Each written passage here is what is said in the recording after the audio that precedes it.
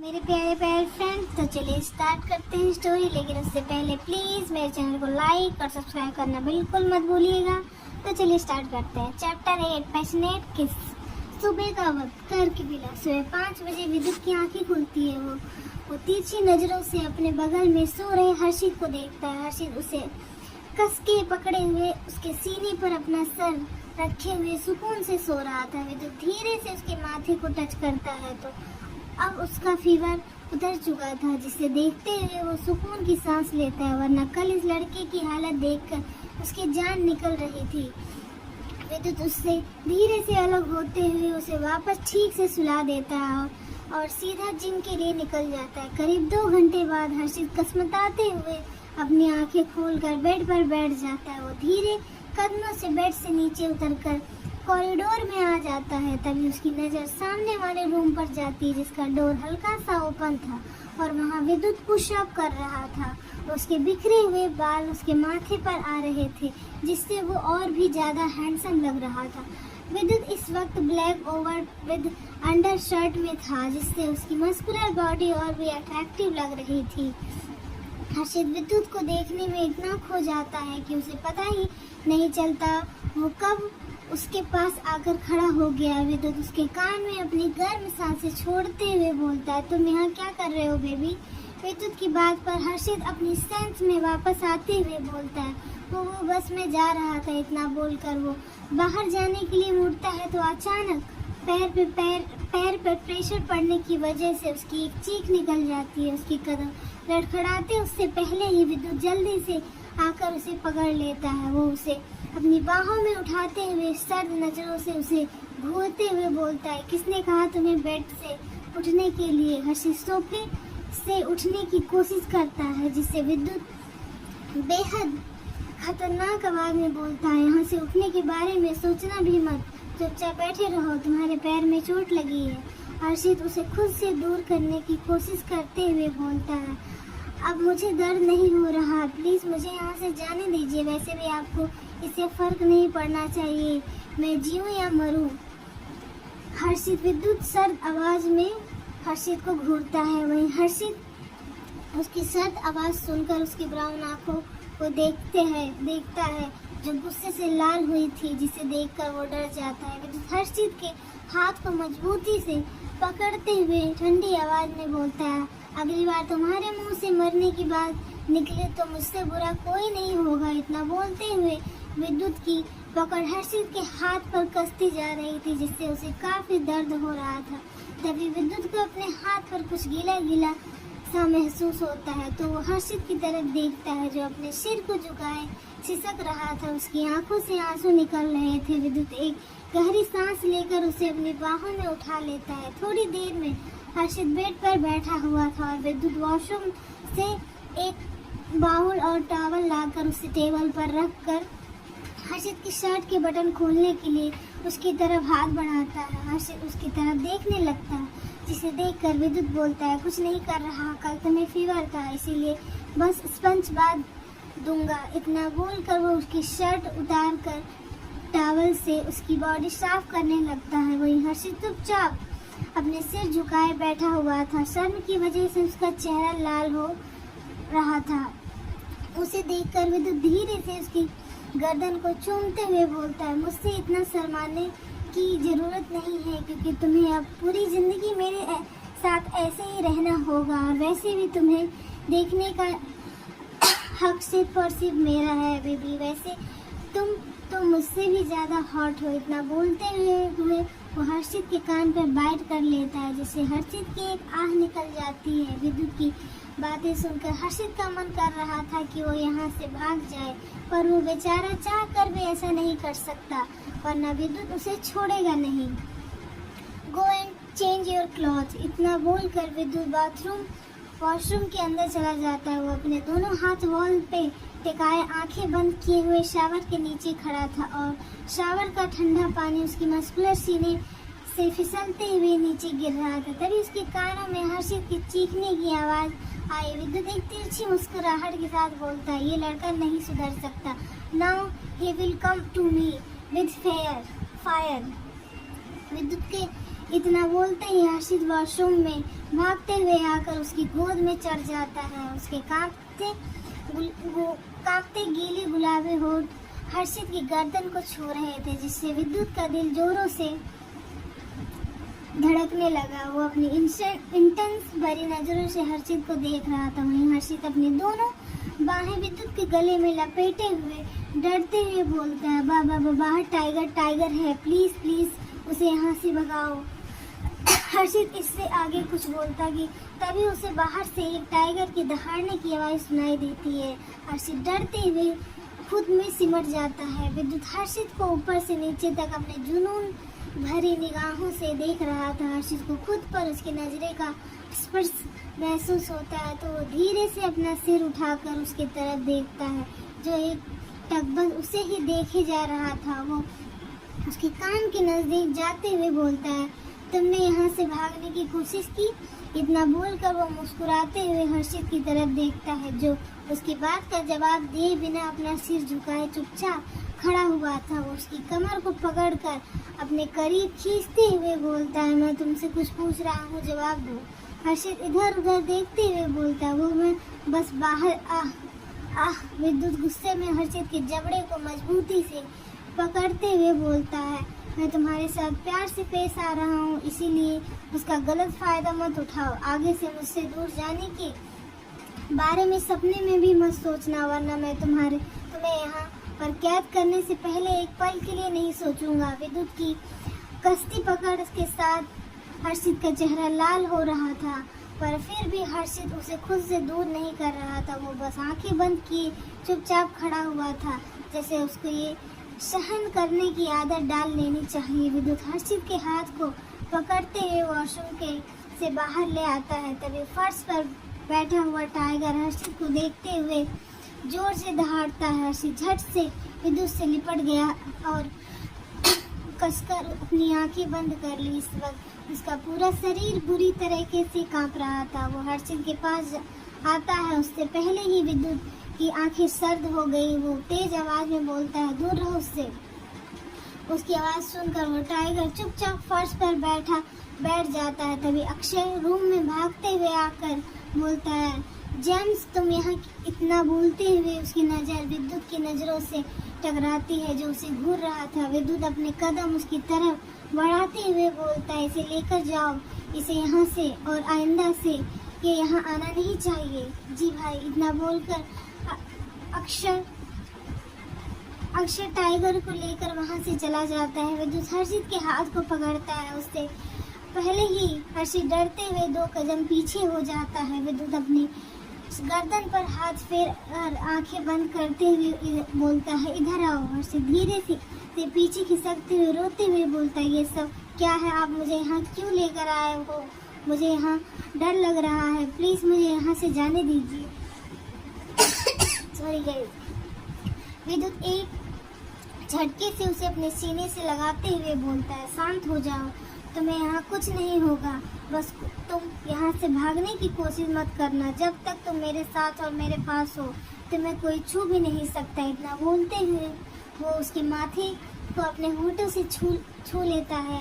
थोड़ी देर में विद्युत सोफे पर बैठे हुए तेजी से अपनी उंगलियां लैपटॉप के कीबोर्ड पर चला रहा था। तभी उसे अपने पीछे किसी के होने का एहसास होता है।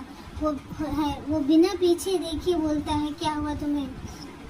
उसकी बात पर हर्षित सीधा जाकर उसकी गोद में बैठकर उसके सीने पर अपना सिर रख लेता है। हर्षित के इस एक्शन से एक पल के लिए विद्युत हैरान हो जाता है और अचानक से उसकी भवें तन जाती है। वहीं इस वक्त हर्षित की धड़कनें बढ़ जाती है। वो अपने आप को नॉर्मल रखने की कोशिश करते हुए उसकी शर्ट के किनारे को मजबूती से पकड़ते हुए बोलता है, मुझे आपसे कुछ बोलना था।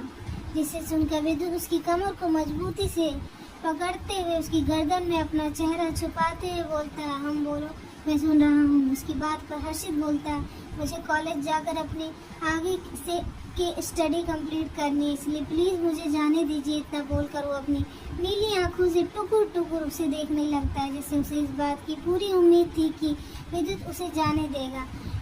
विद्युत उसके गाल को सहलाते हुए बोलता है, उसके बदले में मुझे क्या मिलेगा? पर मैं आपको क्या दे सकता हूँ? हर्षित हैरान भरी नज़रों से उसकी तरफ देखते हुए बोलता है। विद्युत उसकी जॉ लाइन से अपनी जॉ लाइन टच करते हुए अपनी सेडक्टिव वॉइस में बोलता है, जो मुझे चाहिए वो बस तुम ही दे सकते हो। विद्युत की बात पर हर्षित हकलाते हुए बोलता है, क्या चाहिए आपके? विद्युत उसके गुलाबी होठों को देखते हुए बोलता है, baby I am a businessman and I do not do any work without profit. That's why I do not want anything more than you. I just want a deeply passionate kiss for you. So kiss me quickly. विद्युत की बात पर हर्षित की धड़कनें तेज हो जाती है। हर्षित उसे खुद से दूर करने की कोशिश करते हुए बोलता है, मम्मा मुझे नहीं जाना है, प्लीज प्लीज मुझे छोड़ दो। विद्युत उसे मजबूती से पकड़ते हुए बोलता है, आखिरी बार सोच लो, फिर मुझे मत।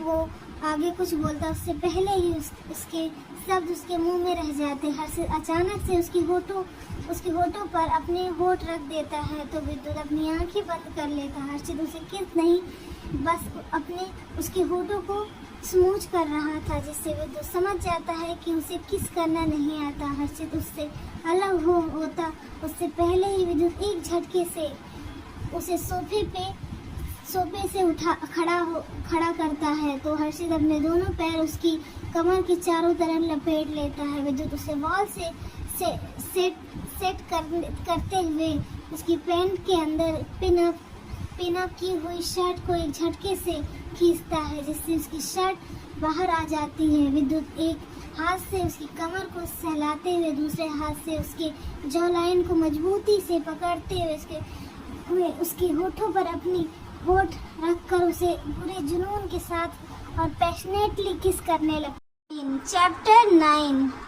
विद्युत का गुस्सा और पागलपन। कर्क विला सुबह का वक्त। विद्युत हर्षित के बाल को मजबूती से पकड़े हुए उसके मुंह को खोलने की कोशिश कर रहा था, पर हर्षित अपना मुंह नहीं खोलता, जिससे विद्युत उसकी कमर को मजबूती से दबाता है। दर्द की वजह से हर्षित की आह निकल जाती है, जिससे उसका मुंह खुल जाता है तो विद्युत उसे फ्रेंच किस करने लगता है। उसका एक हाथ हर्षित की कमर पर तो दूसरा हाथ लगातार उसकी गर्दन को सहला रहा था। करीब 25 मिनट बाद विद्युत उससे अलग होता है तो हर्षित अपना सिर उसके कंधे पर रखते हुए जोर जोर से सांस लेने लगता है। विद्युत उसके सर को सहलाते हुए बोलता है, what happened to you? Breathing problem baby? Harshit उसकी तरफ देखते हुए बोलता है, आपने मेरी जान निकाल दी। उसकी बात पर विद्युत मुस्कुराते हुए बोलता है, तुम तो मेरी जान हो तो मैं तुम्हारी जान कैसे निकाल सकता हूँ? वैसे मुझे नहीं पता था तुम्हें किस करना नहीं आता है, but when you meet me from the first time you were so wild that you left me behind that day. Vidyut की बात सुनकर हर्षित उसकी तरफ देखने लगता है, क्योंकि उसे उस दिन के बारे में कुछ भी ठीक से याद नहीं था। विद्युत उसके माथे से अपने माथे को टच करते हुए बोलता है, पर मैं तुम्हें सब कुछ सिखा दूंगा बेबी। उसकी बात पर हर्षित बोलता है, मतलब? विद्युत उसके कान के करीब जाकर बोलता है, I will teach you how to kiss deeply so that you will have no problem kissing me. उसकी बात सुनकर हर्षित के गाल लाल हो जाते हैं। उसके लाल चेहरे को देखकर विद्युत धीरे से मुस्कुरा देता है। हर्षित उसे खुद से दूर करते हुए बोलता है, आपने जो कहा था मैंने वैसा ही किया, प्लीज़ अब मुझे कॉलेज जाने दीजिए। विद्युत अपने दोनों हाथ पैंट की पॉकेट में डालते हुए बिना किसी भाव के बोलता हूँ, तुम जा सकते हो, पर तुम्हें कुछ बातों का ध्यान रखना होगा। उसकी बात पर विद्युत हर्षित जोर से बोलता है, पर मैं आपकी कोई भी बात नहीं मानने वाला। विद्युत अपनी गर्दन पर हाथ फेर कर बेहद खतरनाक आवाज़ में बोलता है, शिट धीरे बोलो, मुझे अपने सिवा ऊंची आवाज़ में बात करने वाले लोग पसंद नहीं। विद्युत ने ये बात इतनी गुस्से में कही थी कि उसकी आवाज़ सुनकर हर्षित कांप जाता है। वो एक झटके से विद्युत से दूर हो जाता है। उसकी इस हरकत पर विद्युत की आंखें सर्द हो जाती है। वो उसे अपने करीब खींचते हुए उसकी कमर को मजबूती से पकड़ते हुए बोलता है, मैं ये आखिरी बार बोल रहा हूँ, दोबारा मुझसे दूर जाने की कोशिश मत करना, otherwise you will be see side for me that I don't want to show you. Vidyut की बात पर हर्षित सहम जाता है। वो अपनी बड़ी बड़ी नीली आंखों में पानी लिए उसकी तरफ देखते हुए बोलता है, आप बहुत बुरे हैं, आप बस मुझे डरा रहे हो। मैंने आप जैसा इंसान अपनी पूरी लाइफ में नहीं देखा और आप एकदम साइको की तरह बिहेव कर रहे हो। विद्युत उसके आंसू को साफ करते हुए बोलता है, जान मुझे गुस्सा मत दिलाया करो। I love you so much and I do not want you to go away from me. तुम्हारे अलावा मुझे कोई अपने पास नहीं चाहिए, क्योंकि तुम वो पहले और आखिरी इंसान हो जो मुझे हमेशा अपने पास और अपनी बाहों में चाहिए। तभी रूम के डोर पर नॉक होता है तो विद्युत हर्षित की तरफ देखता है। इसके बाल उसके माथे पर बिखरे हुए थे। रोने की वजह से उसका चेहरा लाल हो गया था और उसके पूरे कपड़े खराब हो चुके थे। वो एक गहरी सांस लेकर हर्षित को अपनी गोद में उठा लेता है, जिससे हर्षित उसकी तरफ देखने लगता है। विद्युत उसे वॉशरूम में लाकर उतारते हुए बोलता है, अपने आप को ठीक करो और बाहर आओ। इतना बोलकर वो वॉशरूम से बाहर निकल जाता है। विद्युत डोर ओपन करता है तो सामने खड़े हुए शख्स को देखकर उसकी भौहें तन जाती है। वो डोर पर खड़े हुए विक्रांत की तरफ देखते हुए बोलता है, क्या हुआ? उसकी बात पर विक्रांत जल्दी से बोलता है, बॉस आपके दादाजी ने आपको कर्क मेंशन बुलाया है। जिसे सुनकर विद्युत के चेहरे के भाव बदल जाते हैं। वो बिना किसी भाव के बोलता है, ठीक है। विद्युत की बात सुनकर विक्रांत से झुकाते हुए वहाँ से चला जाता है। थोड़ी देर में हर्षित वॉशरूम से बाहर निकलता है। चलो चलते हैं। विद्युत की बात पर हर्षित जल्दी से बोलता है, कहाँ? विद्युत अपने कदम उसकी तरफ बढ़ाते हुए बोलता है, अभी तुम्हें जाना था, अब क्या हुआ? नहीं जाना? हाँ जाना है। हर्षित विद्युत को अपने करीब आता देखकर इतना बोलकर जल्दी से रूम से बाहर भाग जाता है। उसकी स्पीड देखकर विद्युत के चेहरे पर ना चाहते हुए भी एक मुस्कान तैर जाती है। वो तेज कदमों से रूम से बाहर निकल जाता है। थोड़ी देर में विद्युत हर्षित कार में बैठे हुए थे। विद्युत अपने फ़ोन में मेल चेक करते हुए तिरछी नज़रों से अपने पास में बैठे हुए हर्षित को देख रहा था, जो कार के कॉर्नर से चिपका हुआ अपने हाथ को विंडो से टिकाए बाहर का नज़ारा देख रहा था। इस वक्त उसके चेहरे पर दुनिया जहान की मासूमियत झलक रही थी। विद्युत उसके हाथ को पकड़ते हुए एक झटके से अपनी तरफ खींचता है तो हर्षित सीधा उसकी बाहों में गिरता है। विद्युत उसकी कमर को ठीक से होल्ड करते हुए उसके कान के नज़दीक जाकर अपने गर्म सांसें छोड़ते हुए बोलता है, क्या सोच रहे हो? उसकी आवाज़ सुनकर हर्षित की सांसें उसके गले में अटक जाती है। वो अपना सलाइवा निगलते हुए बोलता है, वो कुछ भी तो नहीं। उसकी बात पर विद्युत कुछ बोलता है उससे पहले ही आगे बैठा हुआ ड्राइवर बोलता है, सर कॉलेज आ गया। हर्षित कार से नीचे उतरता है तो विद्युत उसके हाथ को मजबूती से पकड़ते हुए सर्द आवाज़ में बोलता है, कोई शरारत नहीं, सबसे दूरी बनाकर रखना। कोई भी मुझे तुम्हारे पास नहीं दिखना चाहिए, वरना उसके साथ जो होगा उसकी जिम्मेदार तुम खुद होगे, क्योंकि तुम्हें अच्छे से पता है मैं तुम्हारे पास किसी को बर्दाश्त नहीं कर सकता, इसीलिए किसी को भी अपने करीब मत आने देना। विद्युत की बात पर हर्षित जल्दी से अपना सिर हाँ में हिला देता है। विद्युत उसके माथे को चूमते हुए बोलता है, हम अब जाओ, आई मिस यू बेबी। इतना बोलते हुए वो उसके होठों को अपने होठों से छू लेता है। वहीं आगे बैठा हुआ ड्राइवर उसकी इस हरकत से मानो सदमे में चला जाता है गया। वो वहीं हर्षित को काफ़ी शर्म आ रही थी। ये इंसान कहीं पर भी किस करने से पहले एक बार भी नहीं सोचता, तो एक बार फिर से उसके गाल लाल हो जाते हैं। उसे इतना शर्म आता हुआ देखकर विद्युत धीरे से मुस्कुरा देता है। हर्षित जल्दी से कार से नीचे उतरकर कॉलेज के अंदर भाग जाता है। विद्युत अपनी जुनूनी भरी निगाहों से उसे तब तक देखता रहता है जब तक हर्षित उसकी आंखों से ओझल नहीं हो जाता।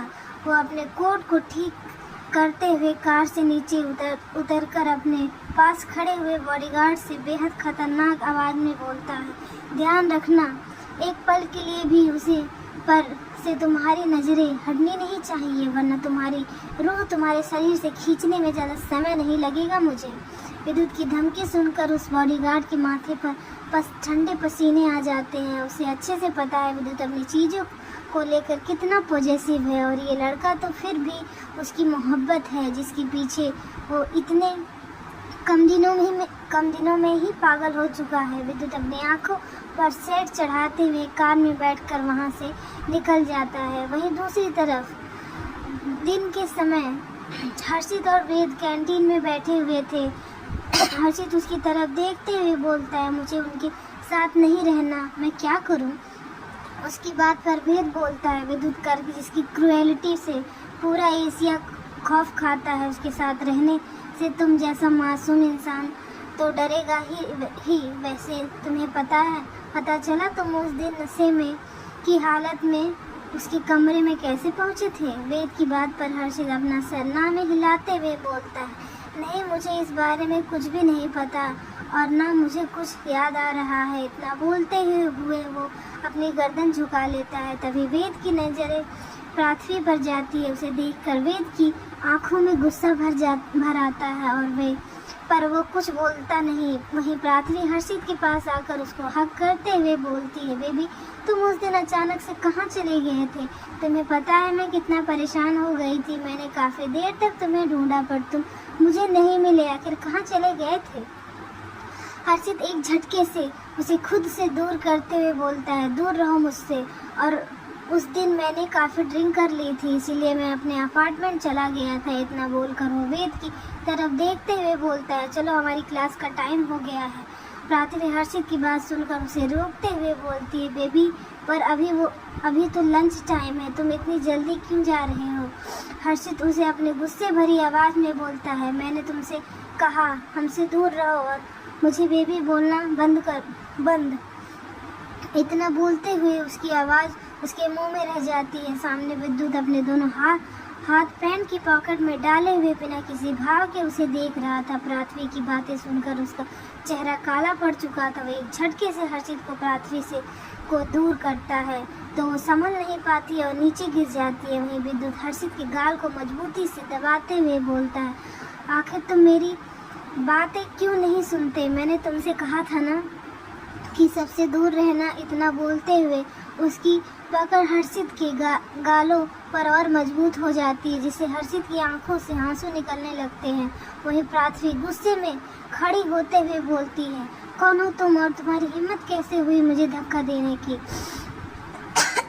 विद्युत उसके पास जाकर उसके हाथ को मजबूती से पकड़ते हुए एक झटके से मोड़ते हुए उसकी पीठ से लगा देता है, जिससे पृथ्वी दर्द की वजह से करा उठती है।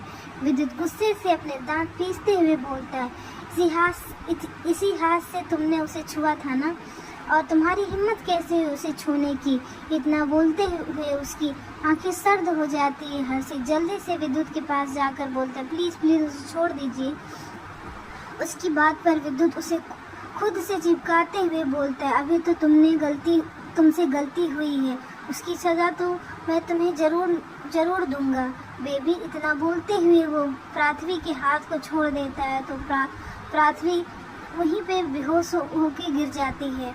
विद्युत हर्षित को अपनी गोद में उठाते हुए एक बॉडीगार्ड की तरफ देखते हुए बोलता है, उसमें आने के बाद इसकी खातिरदारी करना मत भूलना। इतना बोलते हुए हर्षित को लेकर कार में बैठ जाता है। वहाँ वह जितने भी स्टूडेंट थे उसमें से कुछ हैरान तो कुछ डरे हुए नज़रों से उन्हें देख रहे थे। इधर विद्युत हर्षित के हाथ को घूर रहा था जिसे पृथ्वी ने छुआ था, जैसे वो हर्षित के शरीर पर अपने सिवा किसी की छुअन नहीं रहने देगा। थोड़ी देर में उसकी मार्शरी विला के मेन गेट के अंदर एंटर करती है। इसी बीच हर्षित चुपचाप अपने सिर झुकाए बैठा हुआ था और विद्युत ने भी उससे कुछ नहीं कहा था। वो उसे रूम में लाकर सीधा वॉशरूम में लाकर बोलता है, बेबी इससे पहले मैं अपना सब्र खो दूँ और तुम्हें हर्ट कर दूँ, उससे पहले तुम उसकी छुअन खुद के शरीर से मिटा दो। इतना बोलकर विद्युत हर्षित को ठंडा पानी के शावर के नीचे खड़ा कर देता। वहीं हर्षित उसे खुद से दूर करने की कोशिश करते हुए बोलता है, दूर रहिए मुझसे और मुझे ठंड लग रही है, इसीलिए सिर्फ शावर को बंद कर दीजिए। जिसे सुनकर विद्युत मजबूती से अपनी आंखें बंद कर लेता है, जैसे वो खुद को कंट्रोल करने की कोशिश कर रहा है, पर उसे बार बार पृथ्वी का हर्षित को छूना और गले लगाना याद आ रहा था। विद्युत हर्षित के करीब आकर उसकी शर्ट को उतारते हुए उसके शरीर को साफ करने लगता है। हर्षित अपनी कांपती आवाज़ में बोलता है, ये आप क्या कर रहे हैं? विद्युत अपनी ठंडी नज़रों से उसकी तरफ देखते हुए बोलता है, चुपचाप खड़े रहो, वरना तुम्हें इससे भी कई गुना ज़्यादा दर्द बर्दाश्त करना पड़ेगा। कहीं हर्षित बोलता है, पर मुझे शावर नहीं लेना, मुझे ठंड लग रही है। आपको ये बात समझ क्यों नहीं आती?